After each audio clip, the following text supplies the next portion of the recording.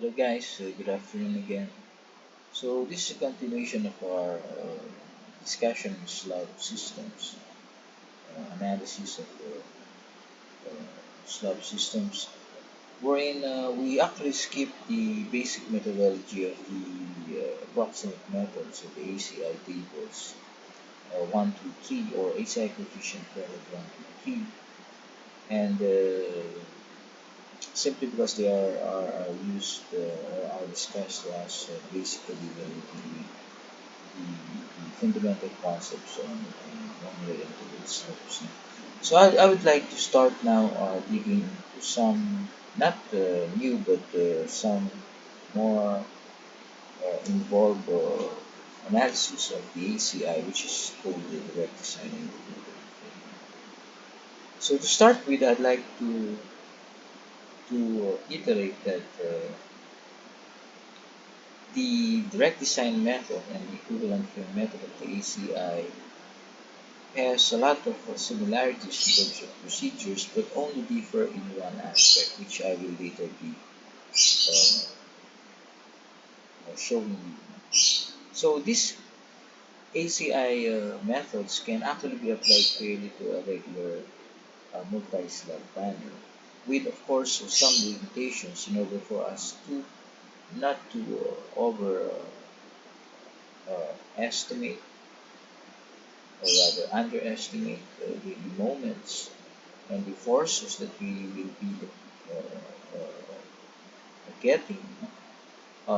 We have to stick with these limitations because these are some of the standard criteria that were used for the procedure not to function more accurately with precision.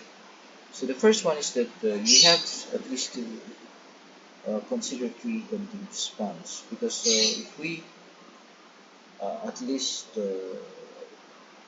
or if we consider only two span, then we may be underestimating the geometric moments uh, for that particular scenario. But you can actually do some adjustment if you want to use it in the systems which has less than three continuous spans. But of course, you have to understand how it works. Okay. So for number two limitation, the rectangular panels with A over B ratio must always be less than or equal to 2. So A over B simply stands for the length, no? Okay, the length of the panel. So if we are considering one part of the multi-slab panel here, your length A and B are these ones. Okay, always your A must be greater than in this particular limitation. Okay. So successive span in each direction shall not differ always by more than one third of the longer span. So meaning to say, if we have these are not successive spans, these are adjacent spans. So if we are talking of a multi panel slab here, we're referring to spans, successive spans in terms of this L1 here, L1, L2, and L3. Okay, so meaning to say that this successive spans must be checked in terms of its difference, no? That is your L1. If L1 is greater than L2, then L1 minus L2 all over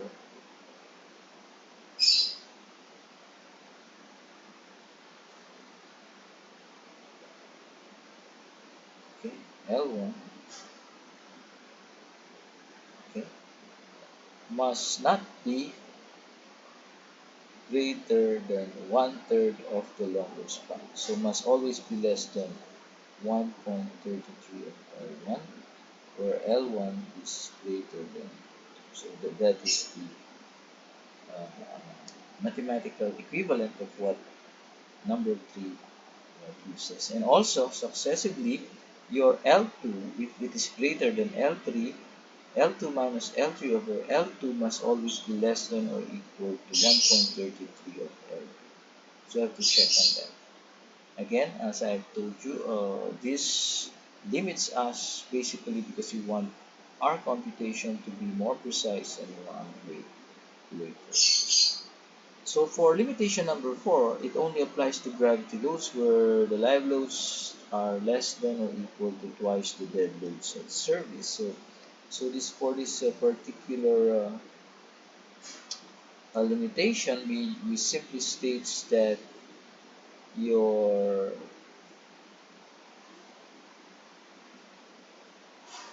live load must always be less than or equal, okay, to twice the dead load at the service stage. So these are unfactored loadings, okay. So the live loads, the gravity loads, considering live loads must always be less than or equal to twice the dead loads at service stage. Okay, so it must always be less than or equal. It cannot be greater than twice. That simply states that if this is violated, then there is a tendency for live load arrangement to be a failure. Okay, live load, this is due to live load arrangement, giving you a more critical scenario that will not capture conservative estimates of your forces. So for number 5, it must satisfy this, no? This equation here.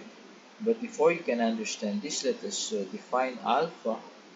Alpha is simply uh, mm, the relative stiffness or rigidity of your um, uh, slab, okay, slab with that of the beam supporting it, okay. So alpha, in short, is simply the relative stiffness or rigidity. So EI is a measure of stiffness and rigidity of your slab. Okay, so if this is a slab, this must be E of concrete IS all over E of concrete IB. Okay, of course, these are both concrete, then the modulus of elasticity are just the same. Okay, so that is, I think, the formula for here's this.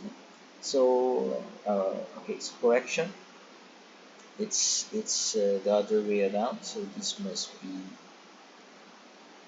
the beam rather, and this is this one. So later, um, we have to define what is the beam and what's the slab. So this is critical in the ACI method. What is the beam and what is the slab in terms of the sectional uh, detail given to us in our problem, in the particular problem. Okay, so this alpha here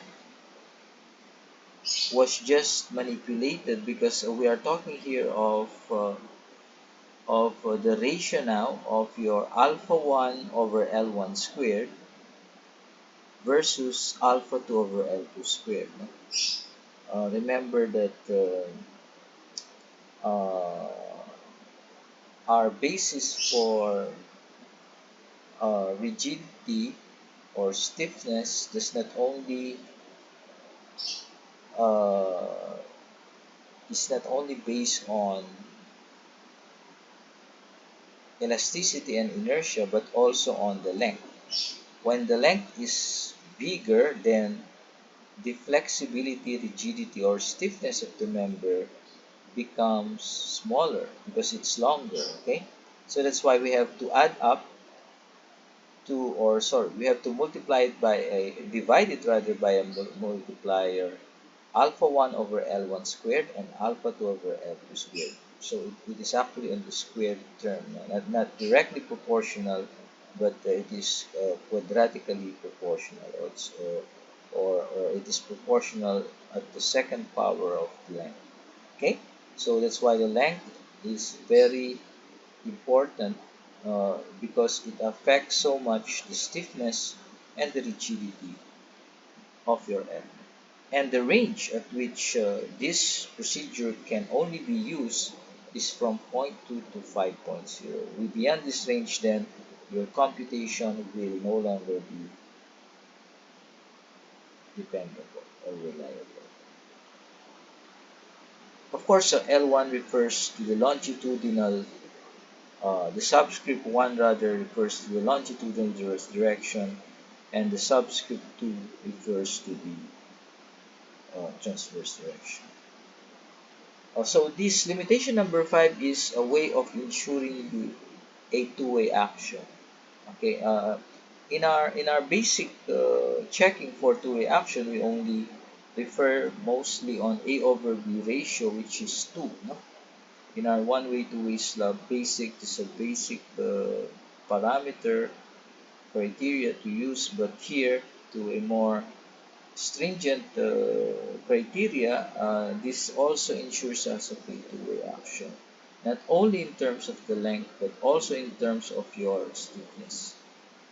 So for limitation number 6, the column offset from the rectangular grid must be less than or equal to zero point 0.1 of the span parallel to the offset. So this has only something to do with offsets column. If you have a column here, a column there, again then a column here, a column here, okay, so if one column here is offset at this point, so you have to make sure that this offset distance is only within the 10% allowed of that span parallel to this offset distance. If this is x, you are considering it on this span parallel to the offset. If this is y, then you have to consider it on the vertical direction of this column offset. Okay, so we have to check on it to ensure that, of course, the behavior for the panel, the direction, is still within the bounds of structural analysis, or simply the mechanics of structural analysis. So for the beam to slab stiffness ratio alpha, again, I have already defined to you the formula here. And the question is, if there is no beam, okay, so this is very applicable to flat plate and flat slab.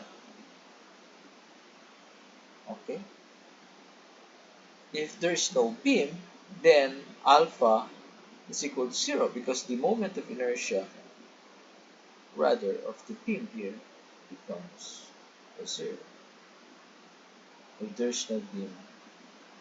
And again, we go back to the question, what is the beam and what is the slab? Later I will show you what portion of the beam is considered and what portion of the slab is considered. So this is the question that we will now answer here in the next slide.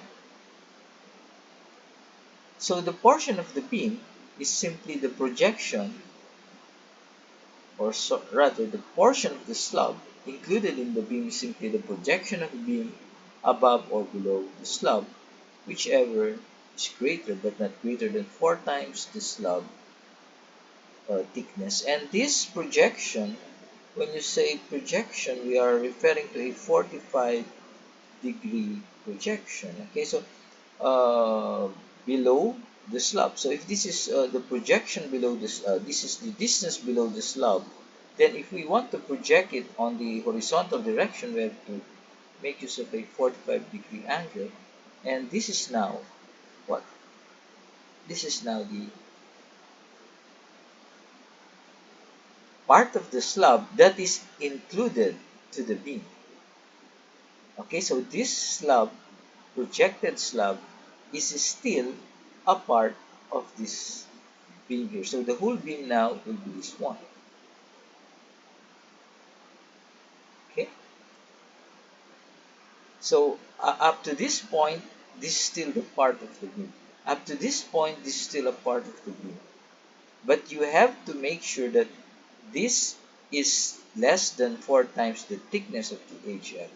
If it is greater, then you have to use 4HF here. So it's true if we have two overhanging slab flanges, then we have to simply multiply this twice. Okay, so this is BW, which is this width, plus 2HW less than or equal to BW plus 8HF. So we have to multiply 4 by 2 because we are considering two overhanging flanges here.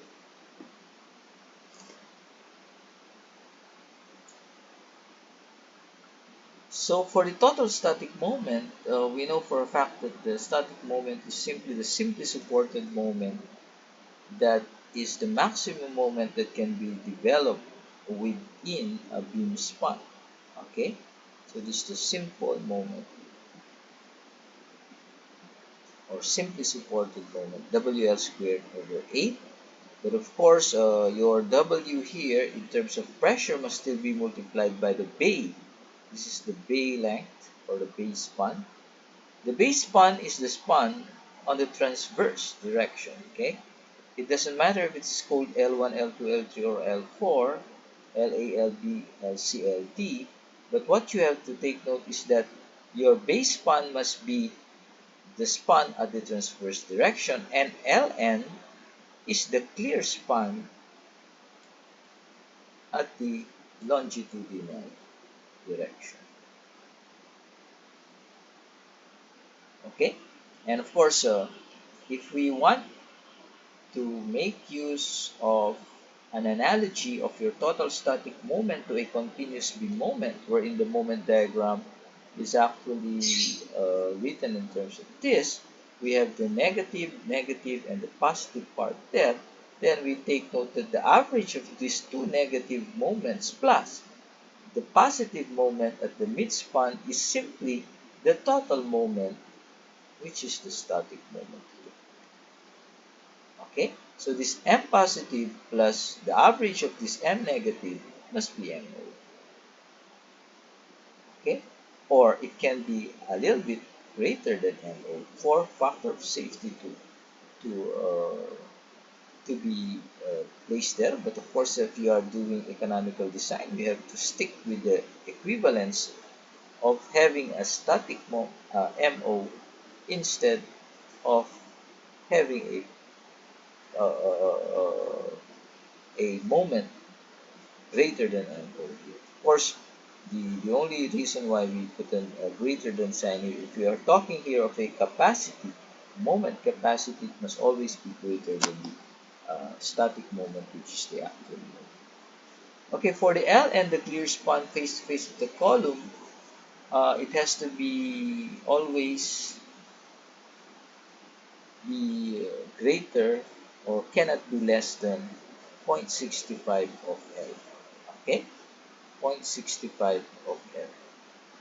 So you cannot reduce it more than or less than 0.65 of L. But if the clear span Ln is greater than this, then you use the clear span by simply subtracting the width of the column, the capitals, the brackets, or the words. So for round or regular polygon, we have to treat it as square capital with the same area. Okay, and in the new code, there's a new code that gives us some guidelines on this. In the new ACI, mas madaling i-compute yung equivalent square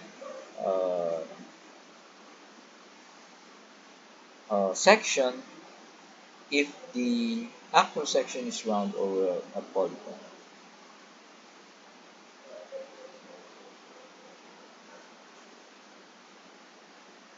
Okay, so let's go now to the variation of the moment along the span. Okay, so this is the transverse distribution of moments. When you say transverse distribution of moments, um, we are more interested on how the moments are distributed sideways, no? Okay, so we're talking here of sideways. I'll show you later the difference between transverse and a longitudinal distribution. Okay, we know that the static moment MO is simply W um, L2L n squared over 8. Then, just to give you a clearer vision on how what the transverse distribution is, considering the direction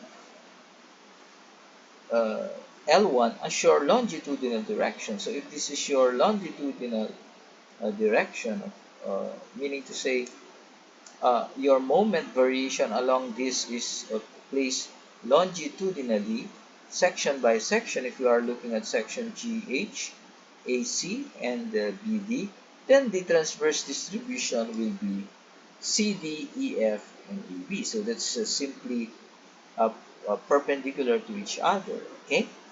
So the moment of this longitudinal direction will give you a transverse. So this is now a transverse distribution of moment starting, let's say starting from uh, G to H. Okay, if you are talking of this section here, then your moment at the left, if we are reading it from down to up, okay, so this vertical upward direction, then the moment at this support is MAB, which refers to this moment. Okay, so MAB. And the moment at the right support is MCD, which refers to this moment here. The moment at the middle refers to MEF, which is this moment. Okay, so this MEF and C. Okay, so these are now transverse moments considering that the longitudinal direction is upward. And for the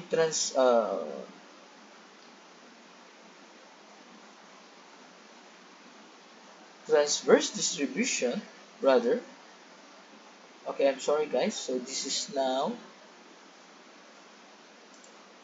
the longitudinal, rather, okay, because we are reading it from AB to AB to CD, AB to CD, the middle of which is EF, then this is the longitudinal distribution. And for the transverse distribution, we have to look into it as a section by section. Okay? So if I make a transverse cutoff, so if this is the longitudinal, then if I make use of the transverse direction, which is this one here,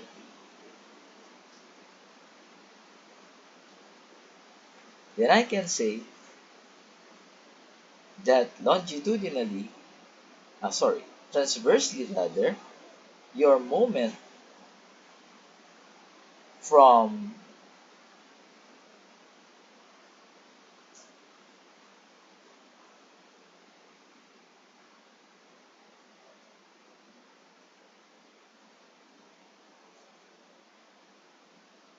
okay, the moment variation considering the actual moment across EF, so we are now talking of what section is the section.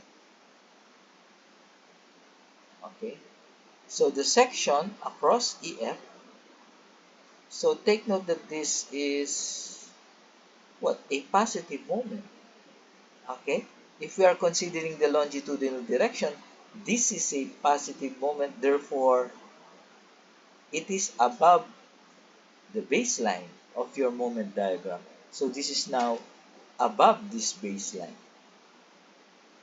Okay? So this is a positive moment. Bigger at the edge, smaller at the midspan. Okay, so if we look here at this particular point, it is bigger and smaller at the midspan. Why? It is bigger at this because at this column supports, your positive moment along AC is a fixed end moment, while here it is a simply supported moment. Okay, so that's why if you take a look at this becomes now bigger than this one. Of course, the variation will be nonlinear in this case. And then due to symmetry, it goes back to the same shape. While the actual moment across AB now is, which is here, okay, actual moment here is at the negative moment. So all these are the negative, okay? All moments here are negative values. And this moment along negative values simply is below this baseline. So this is your baseline for positive and negative. So this is bigger again. Remember that this is WL squared over 12, bigger than 24 here. Okay. So this is much bigger than this one. And then it decreases. Why? Because your support here at these two ends are no longer columns. These are now beam supports. Therefore, the